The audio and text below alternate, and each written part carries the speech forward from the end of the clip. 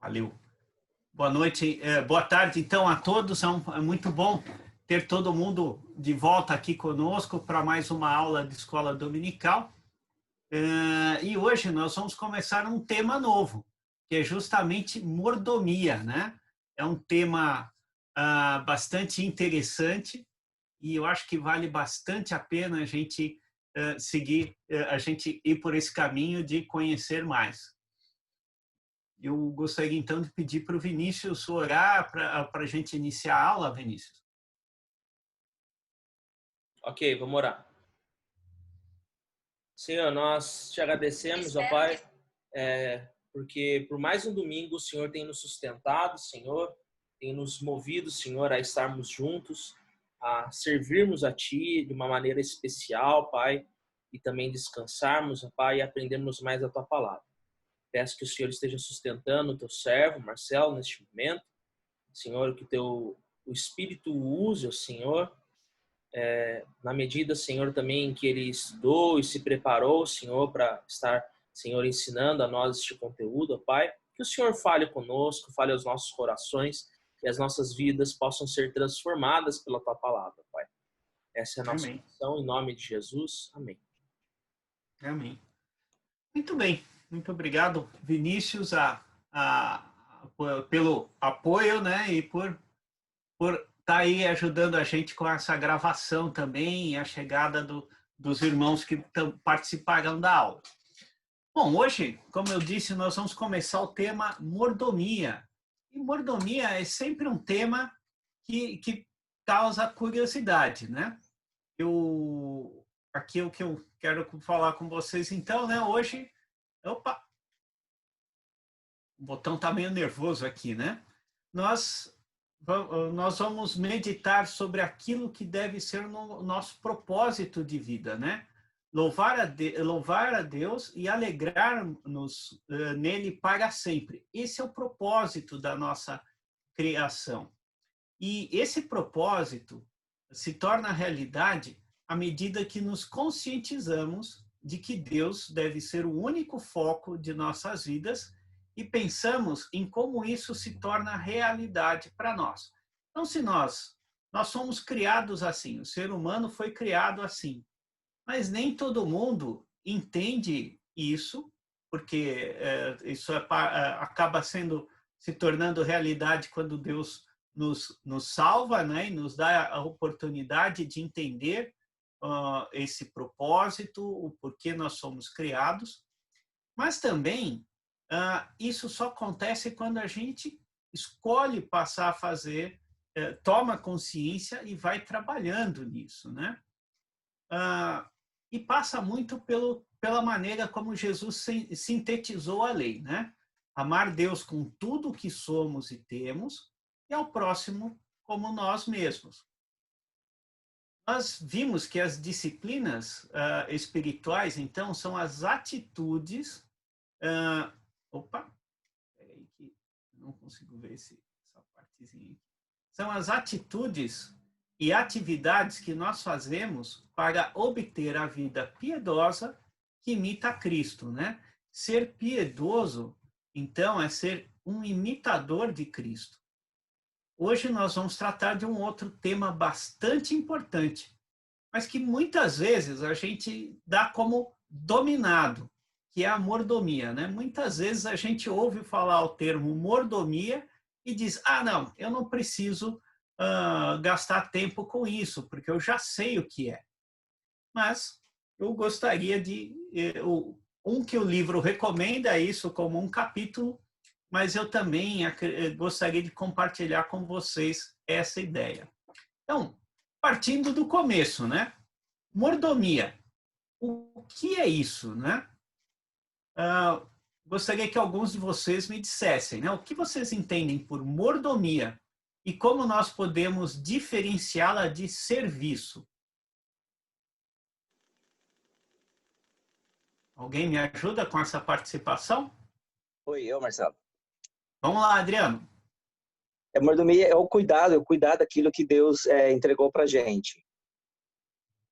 Nós temos que ser mordomos daquilo que foi concedido para a gente. incluindo Boa. filhos e outras coisas também. Aham. Legal, muito bom. Quem mais tem alguma coisa a contribuir?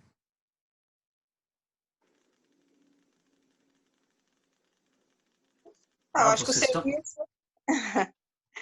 o serviço é aquilo que você faz, eu digo assim, até por obrigação, né? Embora tenha que ser feito com prazer, mas eu acho que eu vejo como uma obrigação. A mordomia não, a mordomia você faz para agradar o Senhor. Muito legal, muito obrigado, Geralda. Mais um contribui, por favor? Marcelo, Vai lá, Vinícius. é a diferença entre mordomia e serviço, é isso? Isso. Eu acredito que a diferença é que os serviços seriam as atividades assim propriamente ditas, as coisas que realmente você executa, né, as tarefas, e a mordomia seria a administração de tudo isso, né? Legal. Da maneira como você administra as suas atividades e os seus recursos. Eu acho que tem a ver com o planejamento, porque também não adianta você ficar servindo sem nenhum tipo de efetividade, né? Certo. Às vezes você está gastando mais tempo do que você deveria numa coisa do que outra. Às vezes você está gastando mais dinheiro em algo e deveria estar gastando em outro, entendeu? Então, acredito que a mordomia tem a ver com a administração dos seus recursos e também das suas atividades e principalmente do seu tempo. Joia, muito bom. 3 ótimas participações. Vejam, eu lembrei, né, de alguns termos que a Bíblia usa para descrever o despenseiro, né? Então, lá em 1 Coríntios 9, 16 e 17, e também em Tito 1:7, Paulo fala sobre despenseiros da obra de Deus, né? Tito 1:7 está na qualificação dos discípulos, dos pastores. E 1 Coríntios 9, Paulo está falando sobre a responsabilidade como fiel despenseiro da obra de Deus. Então, despenseiro é isso, né? É trabalhar adequadamente numa obra, é cuidar de uma obra que foi entregue a ele, né? Já em Lucas 12:42, aparece a ideia do mordomo, né? E mordomo é uma palavra que para nós fica um pouco difícil de entender, porque a gente associa o mordomo exclusivamente àquela ideia de quem serve as coisas na casa. Mas, na verdade, o mordomo é aquele a quem você entrega as atividades da casa e ele garante que elas funcionam bem, né? É muito curioso, em espanhol, né? O termo é mayordomo, né? Dá uma ideia de que é a pessoa que tem um cargo superior ali, né? E, finalmente, a ideia de administrador, né? Em Mateus 28, 20, versículo 8, naquela parábola, né, dos trabalhadores que vão sendo chamados ao longo do dia para executarem as tarefas. Jesus, quando diz que vai descrever o fim do dia, né, que vai ser o pagamento dos salários, o senhor da parábola chama o administrador e diz, vai lá e paga o que é devido. E, finalmente, Jesus usa uma parábola também, né, em Lucas 16, 1-8, a parábola de um administrador que tem que prestar contas repentinamente para o seu senhor. E aí mostra, esse no caso está se falando, Jesus está explicando como é a atuação de um mau administrador, né? Mas está ali o termo. Afinal, administrador, então, mordomo é isso aqui tudo, né? Estar a cargo de alguma coisa, que é o que está aqui, né? O mordomo, despenseiro ou administrador é aquele que cuida dos interesses e recursos de seu mestre ou patrão. Então, é aquela figura que recebe algo para cuidar, né? A diferença entre o servo e o mordomo é a responsabilidade de prestar contas de si próprio e daqueles e daquilo que lhe foi confiado. Então, o administrador, o mordomo, ele presta contas. Ele usa da melhor maneira possível aquilo que ele tem em mãos. Mas também não são só recursos materiais. Ele cuida das pessoas que estão a seu cuidado também, né? Então, como a gente já viu, né, a última aula nós falamos sobre serviço. E aqui vem a pergunta, acho que a Geralda já tocou um pouco nisso, né? Afinal, todos nós somos servos, né? Como o Vinícius mostrou lá na nossa última aula. Mas todos nós somos mordomos de Deus? O que vocês podem me dizer sobre isso? Todos somos mordomos e todos somos servos ou só somos servos? Ou melhor dizendo, todos somos apenas servos? Se não somos, todos deveríamos ser as duas coisas. Ok. Mais alguém? Eu concordo com a Kelly, deveríamos, mas nem todos são. Boa! Afinal, por isso que a gente vai estudar mordomia, né, Geraldo? Mas é verdade. Você é servo, você trabalha ali no serviço, às vezes você se submete, porque eu falei, por obrigação, entendeu? Em prol de uma recompensa, muitas das vezes, financeira ou não. E a mordomia eu vejo como aquilo que você fazer para o Senhor. O Senhor é santo, é o mínimo que a gente pode fazer. Ser dispenseiro nesse sentido, entendeu? Sim, sim. Muito bom, joia. Pegaram bem a ideia, né? Sem dúvida, ó, nós somos mordomos de Deus, pois Ele nos deu dons e recursos para administrar e precisamos prestar contas a Ele sobre todas essas coisas. Deus nos deu, Ele nos criou assim e nos criou da maneira como somos, porque Ele tem um plano e tem algo determinado para nós. O que está determinado para nós, então, nós salvos, né? É que nós vivamos de maneira que o agrademos, de maneira que nós mostremos que nós entendemos o que Ele espera de nós e façamos aquilo, executemos isso, né? De todos os recursos, nós vamos destacar 2 que todos os crentes têm e que precisam ser bem gerenciados: o tempo e o dinheiro, né? Por menos dinheiro que eu acho que eu tenha, eu tenho o dinheiro que Deus determinou que eu tenha.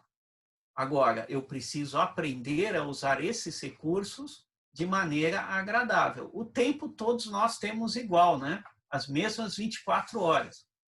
Agora, como é que eu uso isso de maneira agradável a Deus? Quais são, então, os princípios, né? Ou melhor dizendo, o princípio para uma boa mordomia?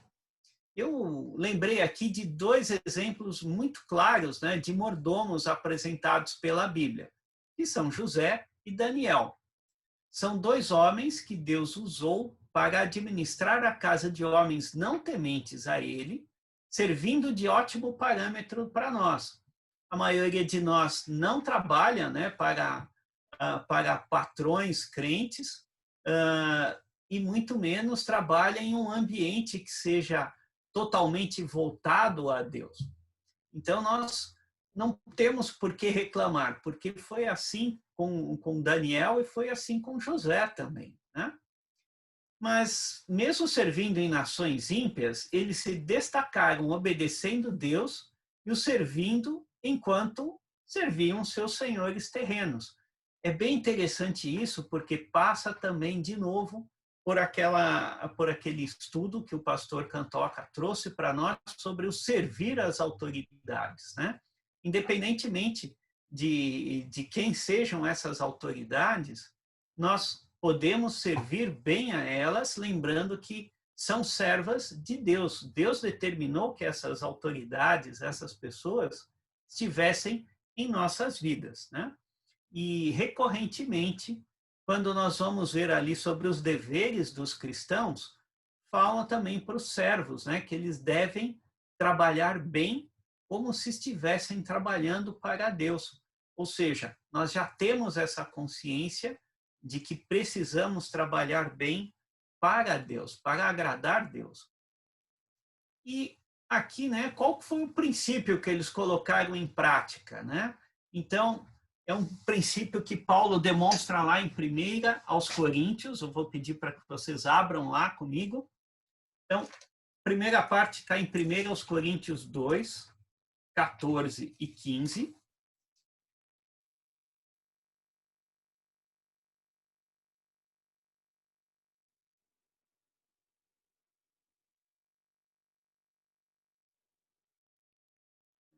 Primeiros Coríntios 2, 14 e 15, diz o seguinte, olha. Quem não tem o Espírito não aceita as coisas que vêm do Espírito de Deus, pois lhes são loucura, e não é capaz de entendê-las, porque elas são discernidas espiritualmente. Mas quem é espiritual discerne todas as coisas, e ele mesmo por ninguém é discernido. Então, qual que é o princípio, né? Nós somos salvos, nós temos a mente de Cristo, nós temos que discernir as coisas, então, espiritualmente.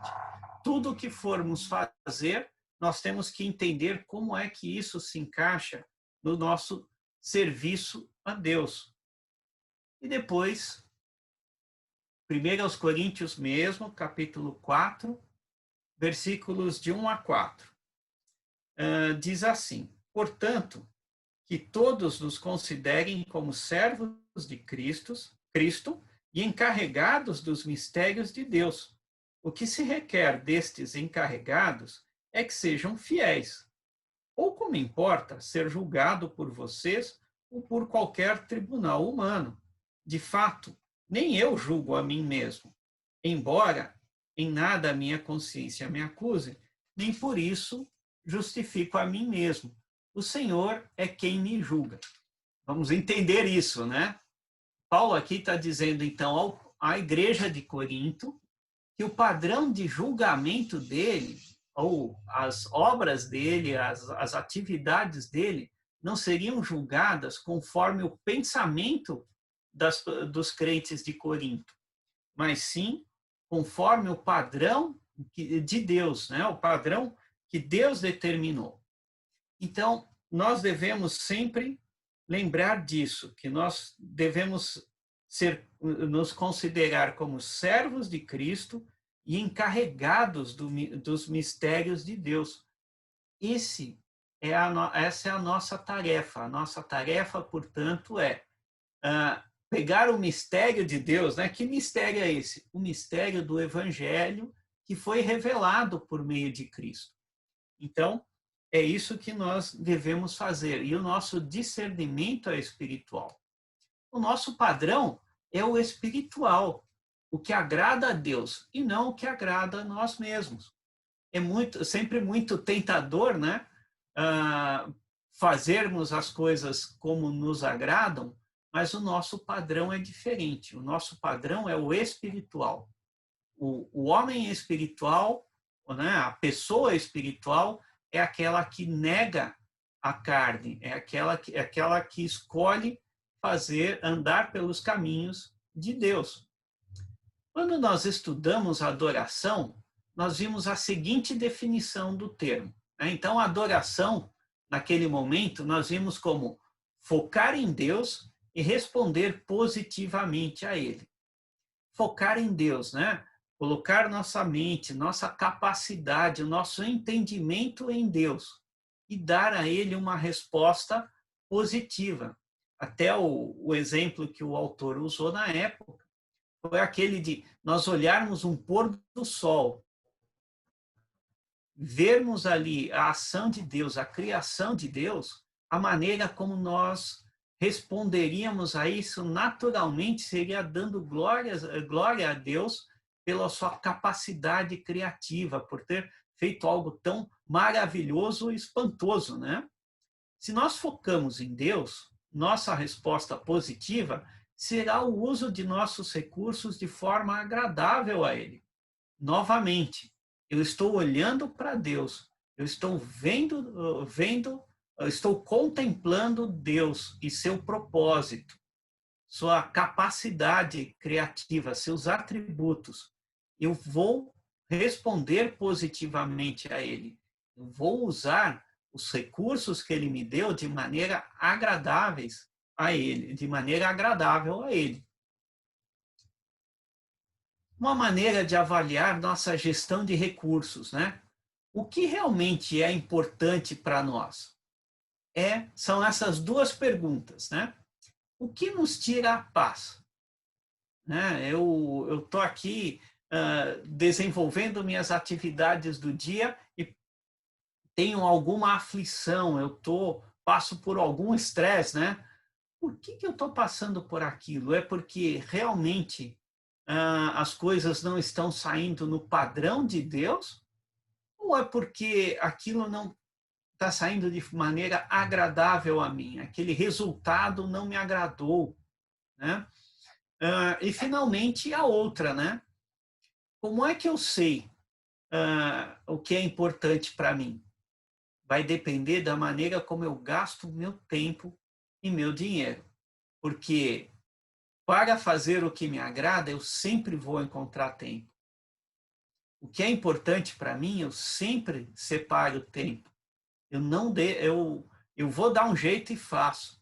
E muitas vezes é assim que nós lidamos também com os recursos, com o dinheiro. Por quê? Porque à medida que nós vamos... se aquilo é importante, eu vou dar um jeito de conseguir recursos, né? Então, essas são duas boas maneiras. Quando nós chegamos ao fim do dia, né? Nós podemos dizer que nós gastamos o nosso tempo conforme Deus queria? É fácil. Em que eu gastei meu tempo? Em que isso agradou a Deus? O porquê eu pus tempo nisso, né? Ou então nosso recurso, né? Tem uma brincadeira que era da época que era feita pelo Joelmir Betting, né? Ele dizia assim, né? Que sobrava mesmo no fim do salário, né? Por quê, né? Porque a gente foi gastando os recursos e não pensou no nosso tempo ou porque nós usamos de maneira inadequada. Eu tenho gostado muito de o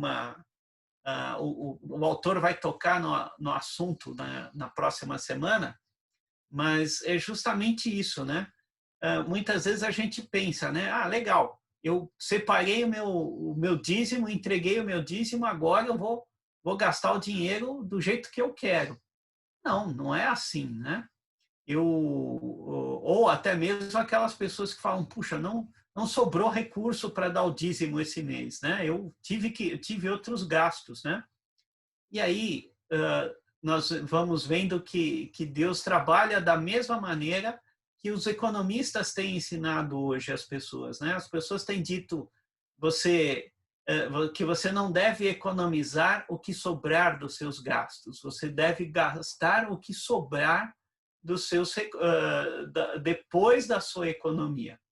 Então, uma maneira muito interessante e que, de novo, nós vemos que no mundo empresarial o que dá certo é o que a gente copia da Bíblia, né? Então, falando um pouquinho sendo mordomos do tempo, né? A gente já falou disso, né? Para tudo que é importante, nós sempre arranjamos tempo. Por que você para para comer? Você não deixa de comer? Porque você sabe que é importante. Por que você não deixa de respirar? Porque você sabe que é importante. Algumas vezes a gente luta para não dormir, né? Mas o dormir também é importante. Então, pensa nessa maneira. Se 8 horas de sono são importantes para que o nosso corpo funcione bem, né? Pelo que Deus determinou, se eu estou dormindo menos de 8 horas, essa diferença de horas eu realmente estou usando em alguma coisa importante, alguma coisa valiosa? E olha o padrão que o autor usou aqui, né? Algo que eu achei muito sábio. Nós agradamos Deus quando nós nos disciplinamos no uso do tempo de maneira agradável a Ele. E veja só, a citação dele é João 17:4. João 17:4 está ali, né, no comecinho da oração sacerdotal de Jesus pelos discípulos, e ele começa dizendo assim: eu te glorifiquei na terra, completando, não é a outra, completando a obra que me deste para fazer. Realmente, esse deveria ser o nosso parâmetro, né? Qual é a obra que Deus nos deu para fazer? Ele nos deu a obra de alegrar-nos em Deus, adorarmos a Deus e alegrarmos-nos nele sempre, né? De servi-lo com todo o nosso entendimento, a nossa força, toda a nossa capacidade e amar ao próximo como nós nos amamos. Essa é a obra. Nós temos, então, que nos esforçar para poder dizer, né? Olha, eu completei essa obra no tempo que o Senhor me deu aqui na Terra. E o autor ele vai nos dar aí 10 razões bíblicas para administrar bem o nosso tempo. A primeira delas, então, é essa aqui, ó. Nós precisamos administrar bem o nosso tempo porque os dias são maus. Não, e é muito interessante, não é só porque o dia é mau em si, mas é porque nós precisamos entender que o mundo não usa o tempo de maneira sábia. E porque ele não usa, ele nos pressiona para fazer a mesma coisa. Usar o tempo de maneira não sábia. Seguindo a ideia de Provérbios 1:7, se o temor ao Senhor é o princípio da sabedoria, tudo aquilo que eu faço que não tenha temor ao Senhor não é sábio. E a grande chave aqui, né? O mundo faz que a gente use o tempo conforme a nossa mente natural e o que agrada à carne. A carne milita contra o espírito e o espírito contra a carne. Quando eu escolho fazer o que me agrada, eu escolho desagradar Deus. Essa é a nossa luta, esse é o nosso trabalho. E não é fácil. Outra coisa interessante, né? O tempo que nós temos aqui é para nos preparar para a eternidade. O que quer dizer isso, né? Como o pastor Flávio muitas vezes nos diz, né? Eu não tenho que esperar viver a vida eterna lá no céu. Eu já tenho a vida eterna. Aliás, né, João 17:3 diz que a vida eterna é esta, que conheçam a Deus, conhecer intimamente, e a Jesus Cristo que foi enviado por Deus, né? Então, viver segundo o padrão de Deus a qualquer momento, né? Porque se eu não estiver vivendo no padrão de Deus aqui e agora, quando eu chegar no céu vai ser uma surpresa, né? Eu vou me sentir muito como um peixe fora d'água. Mas não, a gente vive agora. E aí serve até um desafio para nós lembrarmos do seguinte, né? Se nós somos todos irmãos e todos corpo de Cristo, e se nós não temos prazer hoje de ser corpo de Cristo uns com os outros, nós vamos ter grandes problemas no céu, porque lá nós seremos corpo de Cristo e viveremos lado a lado com os nossos irmãos, por menos que eu goste dele aqui na Terra. Então, é melhor aprender logo o padrão para poder antecipar o gozo de estar no céu, né? E aqui uma segunda parte, né? Um segundo aspecto, o tempo aqui é para que nós nos preparemos para a eternidade também, estando certos e seguros da salvação pessoal. Se algum de nós ainda não tem essa certeza, é aqui a oportunidade que nós temos de buscar isso, né? Vamos procurar, quem não tenha essa certeza ainda, procure alguém com quem estudar a Bíblia, com quem aprender sobre a vida eterna, porque o tempo é esse. Outra coisa, né? Algo que a gente sempre percebe, né? O tempo é curto. E é justamente porque o tempo é curto, né, por ser escasso, é que nós percebemos que esse recurso é valioso. Se uma coisa é valiosa, eu tenho que usar da maneira que ela produz a maior quantidade de riqueza possível. O que produz maior riqueza espiritual? É justamente essa situação de nós termos servir a Deus adequadamente. Nós temos aí 2 minutos e meio. Vou interromper um pouco. Vamos interromper aqui. A gente volta no mesmo link e a gente vê os outros 7 aspectos, tá? Mais uns 10 minutinhos a gente termina. Oi, Vinícius. Ok, beleza. Tá bom? Ok, gente, eu vou encerrar então, a gente volta no mesmo link. Pode voltar direto, tá? Perfeito. Até já. Até. Pessoal, nós vimos aqui então, nós já vimos, né, que a gente deve administrar bem o tempo porque os dias são maus, porque o tempo aqui nos ajuda para nos preparar para a eternidade, porque o tempo é curto e por ser escasso é algo valioso que a gente tem que saber aproveitar muito bem. Uma quarta razão é porque ele passa rapidamente, né? O tempo é muito fugaz, né? A hora que nós vemos, ele já foi e ele não volta. Então nós precisamos ter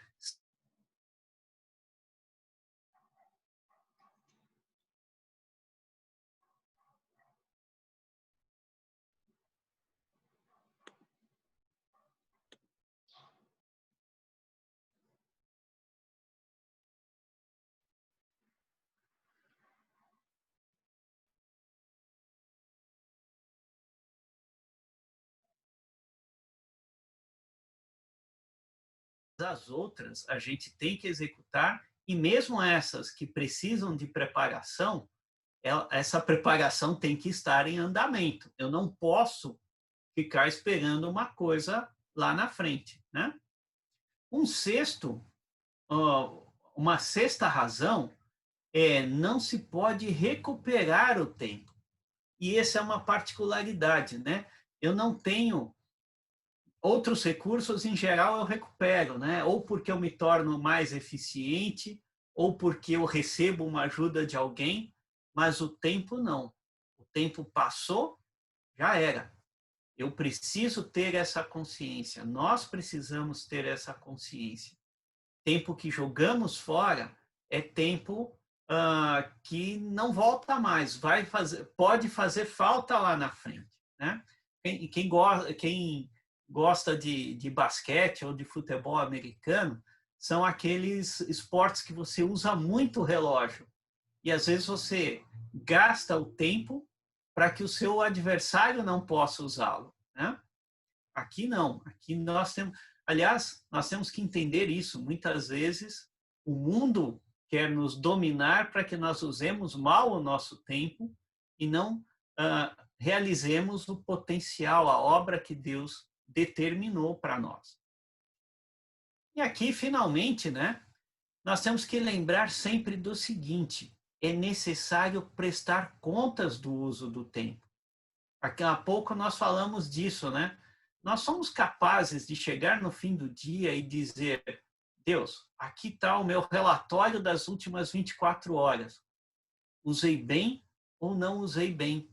Aliás, é muito legal, porque quando nós estávamos estudando sobre a absorção bíblica, o autor recomendou que a gente fizesse a leitura bíblica quando ainda sobrasse tempo para que nós usássemos aquela leitura bíblica dentro do nosso dia, né? Então, eu usei bem meu tempo até mesmo para fazer a leitura bíblica, a meditação, a oração, e isso nos conduziu à adoração e serviço mais adequado a Deus, e chegar lá no fim do dia e dizer: Deus, está aqui, usei bem ou ter a consciência, não usei bem, me ajuda a fazer escolhas melhores para o futuro. A outra é uma coisa incrível e que são grandes armadilhas, né? É muito fácil perder tempo. Nós temos muitas distrações, né? Antigamente nós tínhamos apenas a TV, mas além da TV, agora a gente tem redes sociais, nós temos amigos, nós temos tantos recursos e às vezes a gente fica paralisado porque quer usar todos esses ou porque não sabe qual usa primeiro. Então, cuidado. Passar tempo, né, ou perder tempo é uma coisa terrível. Nós estamos jogando fora, ou podemos estar jogando fora, aquilo que é muito importante, muito valioso. Realmente aquele tempo maratoneando aquela série é importante? É importante para quem? Para mim ou para a obra de Deus? E aqui nós temos um grande desafio, né? Dois outros aspectos, né? Esse aqui é muito interessante. Olha, o tempo é valorizado na nossa morte. Por quê? É porque quando ele acaba, né? Agora eu não tenho mais chance. Como foi? E no fim do ano passado, eu tive a oportunidade de passar por um treinamento e que o exercício era exatamente o seguinte: se você tivesse 1 minuto de vida, como você usaria esse 1 minuto? Se você tivesse 5 minutos de vida, o que você faria nesses 5 minutos? E aí ele vai ampliando, né, até um limite de 1 ano. Parem para fazer esse exercício, né? O que vem à sua mente? Parem e pensem nisso. Como é que isso vai acontecer? Aonde isso vai levar? Como isso vai impactar a sua vida? Principalmente naquele 1 minuto. O que realmente é importante vai aparecer nesse momento, né? Então, nós temos que valorizar o nosso tempo, porque uma hora ele vai acabar, a gente não sabe quando é essa hora, mas a gente tem que saber que ele é valioso e deve ser usado para o louvor da glória de Deus. E, finalmente, né, a gente tem que lembrar disso. O tempo é valioso aqui e na eternidade ele perde seu valor, porque não existe tempo lá. Mas, por que ele é importante? Porque ao entrarmos na eternidade, né, Deus vai avaliar como nós usamos o nosso tempo. E aí nós sim teremos consciência completa do que nós fizemos. É aquela passagem de Corinto, né, de 1 aos Coríntios, que diz, né, que o fogo vai provar a obra de cada um. E o que vai sobrar da nossa obra? Ali, né, diz que é aquilo que foi bom ou mal, que foi feito de bom ou mal, mas uma tradução alternativa é de útil ou inútil. Nós vamos trabalhar, então, irmãos, para que nós tenhamos cada vez mais consciência do uso do nosso tempo, para que esse recurso tão precioso, tão democrático, seja usado como oferta agradável ao nosso Deus.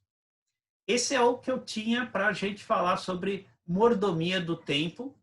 Eu vou até interromper aqui o compartilhamento para a gente dar uma olhada. Não sei, ficou claro? Gostariam de acrescentar alguma coisa, fazer algum comentário? Fiquem à vontade.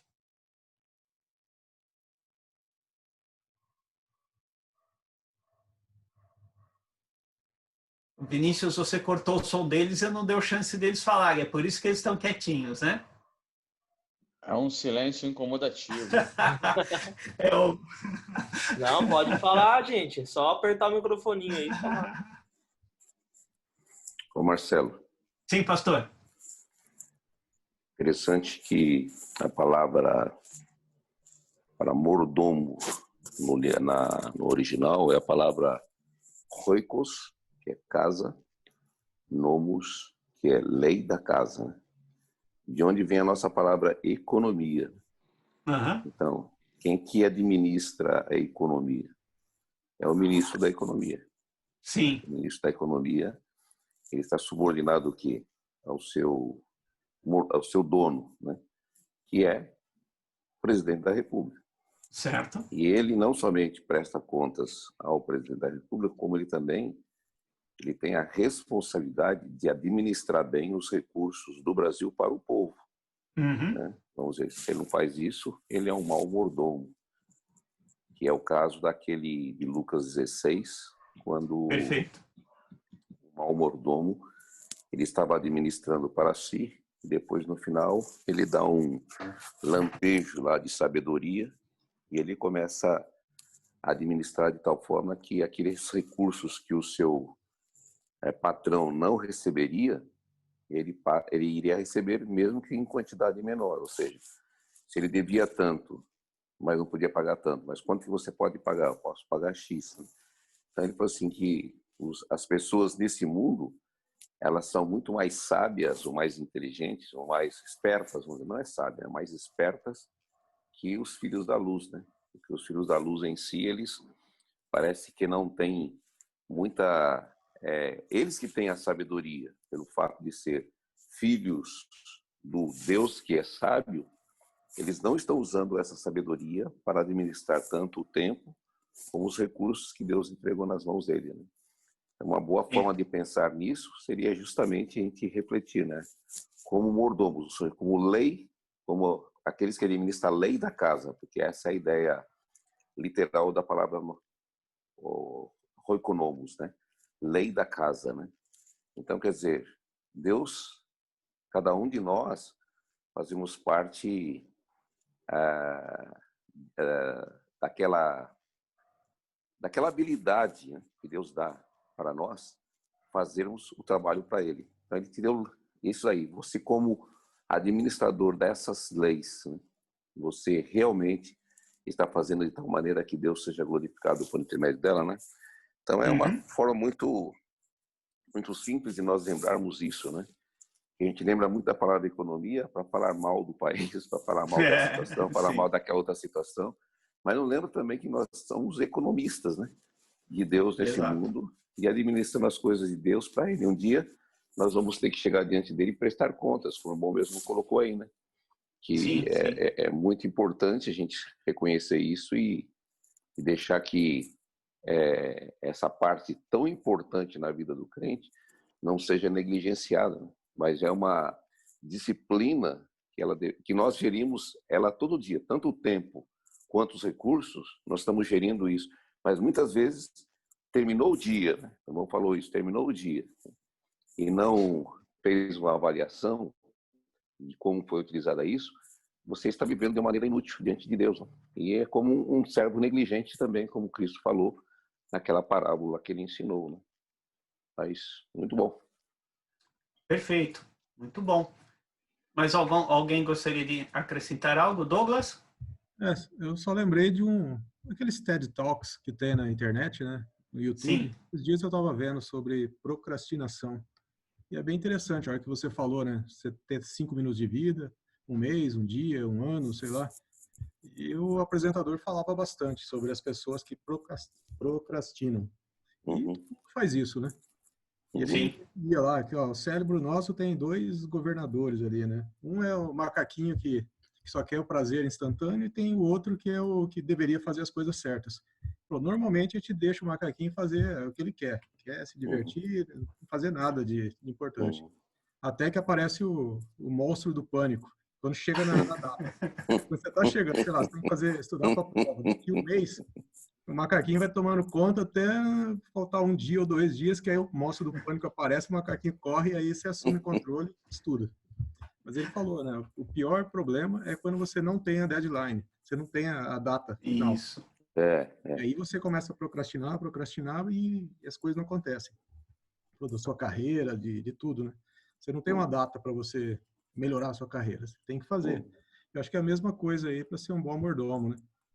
Você não sabe Perfeito. quando que o dono da casa vai voltar, então você vai procrastinando. Se você souber, se amanhã vai voltar, você sai correndo, arrumando a casa, fazendo tudo. Deixava um brinco, né, Douglas? É um problema sério que a gente tem. Acho que quase todo mundo tem, em maior ou menor escala, né? Mas a gente deveria conseguir controlar melhor aí. Com certeza. E a data final, sem saber a data final, a gente deveria estar preparado, né? Isso aí. Muito bom. Obrigado, Douglas. Vale. Vinícius?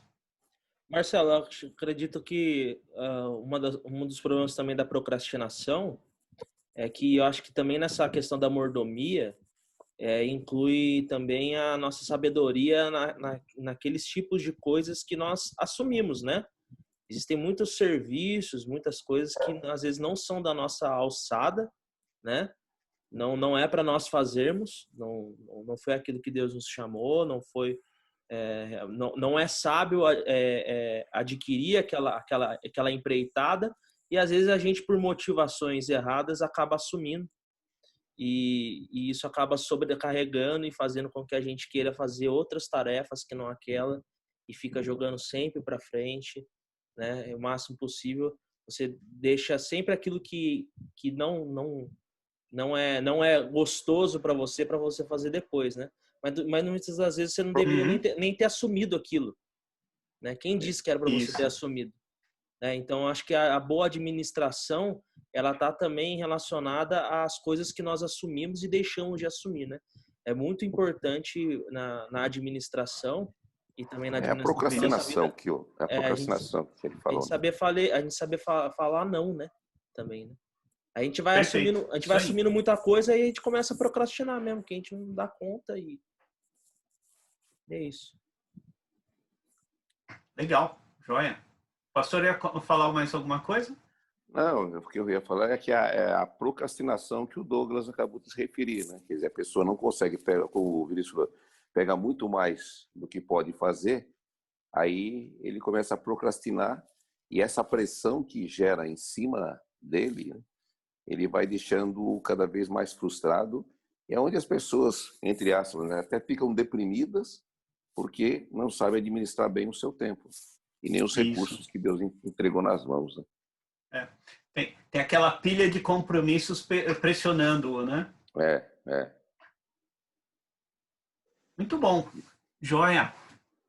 Irmão, são 5:55, tem irmãos aqui que tem criança em casa. Vamos lá, vamos nos preparar então para o culto das crianças, e depois na sequência nós temos também o nosso culto às 18h30.